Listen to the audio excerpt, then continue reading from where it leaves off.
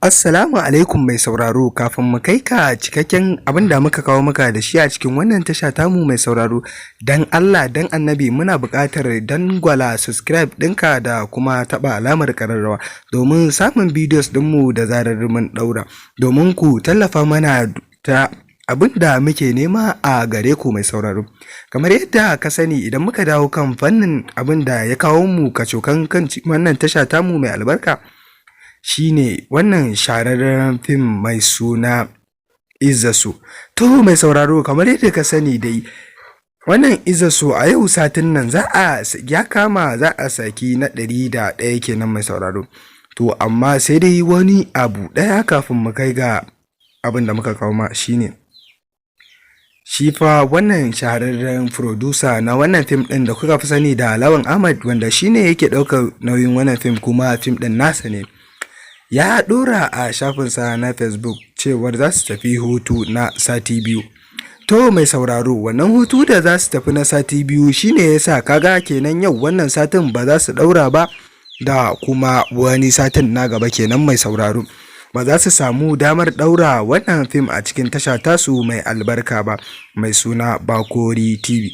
To wannan shahararren fim dai mai suna Bakori TV, shahararren fim kai mai suna Izzatu, yana zuwa ne a cikin wannan tasha ta Bakori TV, tashar al'umma.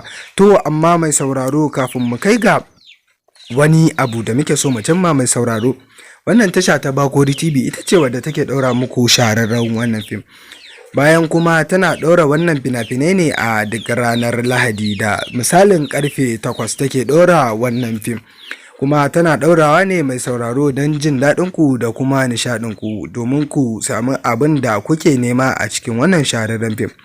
Domin kuwa wannan fim mai dogon zango yana kawo muku abubuwa da yawa irin su wa'azuzzuka da dai sauransu. To don haka suke duba suka ga yanayin rayuwar da yanzu ake fama da ita, shi ne suka ɗauko wannan maudu'i gaba ɗaya suka kawo a cikin shahararren wannan fim. Domin wannan fim ya tattaɓa abubuwa da dama da suke faruwa a cikin ƙasar nan da ma wajenta baki ɗaya. Za ka ga yadda suke nuna al'amuransu a cikin wannan fim. Suna nuna ma mutane waɗanda ba sa so na ƙasansu su ci gaba, da kuma mutane waɗanda suke so su tallafawa na ƙasa da su kai matakin da suke har ma inda dama su gota mai sauraro. To sai dai in amma an samu waɗansu suna yi musu cikas akan wannan maudu'i da suke so su cimma. Domin kuwa a cikin wannan shirin fim ne za a nuna ma yadda waɗansu ba sa son wannan abin ya faru, waɗansu kuma za ka ga suna. To mai sauraro, shine waɗannan abubuwa da suke faruwa a cikin shahararren wannan fim mai sauraro mai dogon zango, wanda ku masoya kuke buƙatar kallon wannan fim mai suna Izzatu. Domin kuwa don haka mai sauraro, idan ba ma ka kallon wannan shahararren fim a baya, to yanzu fa ka dawo ka fara kalla, ka fara tun daga na ɗaya har ka kai matakin da aka tsaya. Mun gode da jimirin kallon mu da kuke a cikin wannan tasha tamu mai albarka mai suna Arewa Side TV.